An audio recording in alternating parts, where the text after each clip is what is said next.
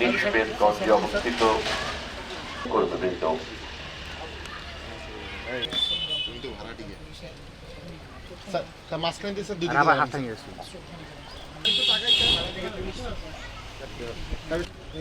Thank you sir.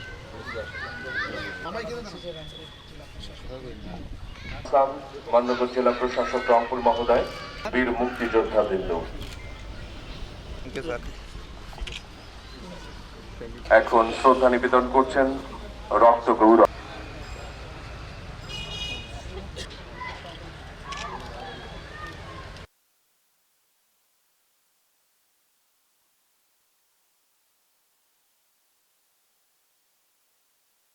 সেই 25শে March 1971 কালরাত্রি থেকে 16ই December 1971 পর্যন্ত মহান স্বাধীনতা যুদ্ধের ছিল একটি সময়কাল, কিন্তু বস্তুতপক্ষে এর অনেক আগে থেকে মুক্তিযুদ্ধের চেতনা লালন করে আমাদের এই অঞ্চলের মানুষ যুদ্ধে ঝাঁপিয়ে পড়েছিল। বিভিন্ন সময় বিভিন্ন স্থানে মুক্তির জন্য সংগ্রাম করেছে, যুদ্ধ করেছে। মহান স্বাধীনতার ঘোষক শহীদ প্রেসিডেন্ট জিয়াউর রহমান এবং পরবর্তীতে যিনি বহুদলীয় গণতন্ত্রের প্রবক্তা, তিনি এই মুক্তিযুদ্ধকে সংগঠিত করেছিলেন, জাতিকে ঐক্যবদ্ধ হওয়ার জন্য অনুপ্রাণিত করেছিলেন।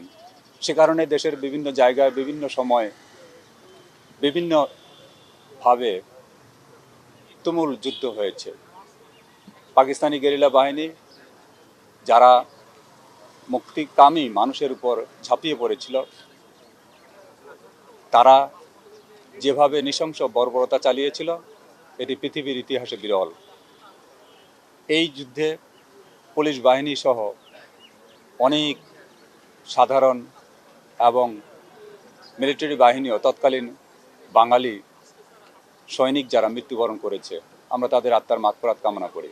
আমরা এই রংপুরবাসীর পক্ষ থেকে সেই সাঁওতাল যারা শহীদ হয়েছেন তাদের সাথে সাথে তাদের যে স্বপ্ন ছিল শোষণমুক্ত, বৈষম্যহীন এবং ন্যায় বিচার পায় সবাই, যে প্রত্যাশা নিয়ে আমাদের মুক্তিযুদ্ধ শুরু হয়েছিল, সেই সোনার বাংলাদেশ যাতে আমরা গড়তে পারি সবাই মিলে, সে আশায় আমরা সবাইকে আহ্বান জানাচ্ছি।